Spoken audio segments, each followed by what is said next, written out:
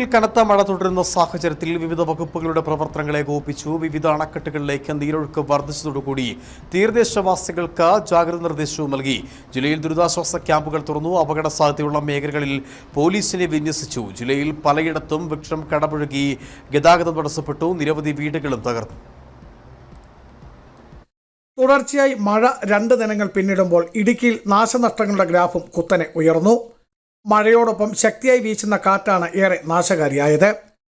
ഹൈറേഞ്ചിലെ ചെറുതും വലുതുമായ പാതകളിൽ പലയിടത്തും മരം വീണ് ഗതാഗതം തടസ്സപ്പെട്ടു. നേര്യമംഗലം മൂന്നാർ ഹൈവേയിൽ മരം വീണും മണ്ണിടിഞ്ഞും മണിക്കൂറുകളോളമാണ് ഗതാഗതം തടസ്സപ്പെട്ടത്.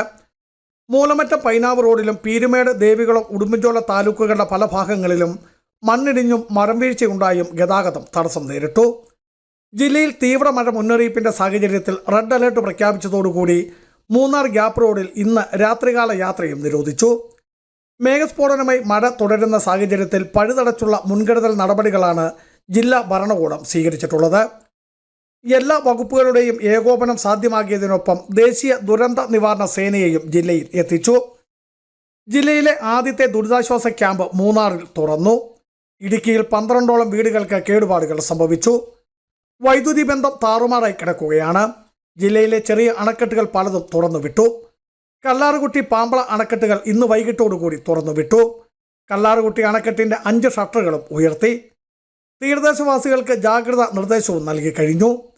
ഏറെ ആശങ്കകൾ ഉയർത്തുന്ന മുല്ലപ്പെരിയാർ അണക്കെട്ടിൽ 115.65 അടിയാണ് ജലനിരപ്പുള്ളത്. ഇവിടെ യാതൊരുവിധ ആശങ്കകളും ഇല്ലെന്ന് ജില്ലാ ഭരണകൂടം വ്യക്തമാക്കി. മലങ്കര അണക്കെട്ടിന്റെ 5 ഷട്ടറുകളും തുറന്നുവിട്ടു. ഇടുക്കി അണക്കെട്ടിൽ ജലനിരപ്പ് 2332 അടിയിലാണ്. കല്ലാർ, ഇരട്ടയാർ, പൊന്മുടി ഉൾപ്പെടെ അണക്കെട്ടുകളിൽ ജലനിരപ്പ് ഉയരുകയാണ്. പലയിടത്തും വൈദ്യുതി ബന്ധം അറ്റതോടുകൂടി വാർത്താവിനിമയ ബന്ധവും താറുമാറായി. രാത്രി യാത്ര കഴിവതും ഒഴിവാക്കണമെന്ന് നിർദ്ദേശം ജില്ലാ ഭരണകൂടം നൽകുന്നുമുണ്ട്. ബിജു വൈശൻ പറമ്പിൽ, ഇടുക്കി വിഷൻ ന്യൂസ്, ഇടുക്കി.